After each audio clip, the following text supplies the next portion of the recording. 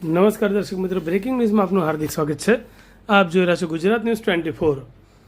ક્રીડા ભારતી ગુજરાત પ્રાંત દ્વારા Sunday on cycle અને ક્રીડા ભારતી પાટણ જિલ્લા દ્વારા 7 દિવસીય અભ્યંત સમર કેમ્પનું સમાપન। કાર્યક્રમ અંતર્ગત બગવાડા દરવાજાથી પાટણ જિલ્લા રમતગમત સંકુલ સુધી સાયકલ રેલીનું આયોજન કરવામાં આવ્યું હતું। રેલીમાં વિવિધ વય જૂથના કુલ 81 સહભાગીઓ જોડાયા હતા, જેમાં 65 ભાઈઓ અને 16 બહેનોનો સમાવેશ થતો હતો।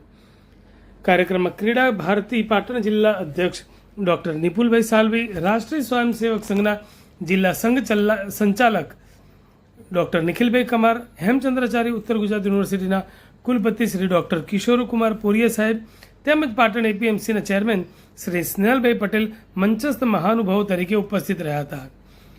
તમામ લોકો માટે લીંબુ શરબત, અલ્પાહારની વ્યવસ્થા કરવામાં આવી હતી। 7 દિવસીય અભ્યંત સમર કેમ્પના સમાપન પ્રસંગે કેમ્પમાં નિયમિત હાજરી આપનારા બાળકોને પ્રોત્સાહન રૂપે ચંદ્રક એટલે કે મેડલ અને પ્રમાણપત્રો એનાયત કરવામાં આવ્યા હતા।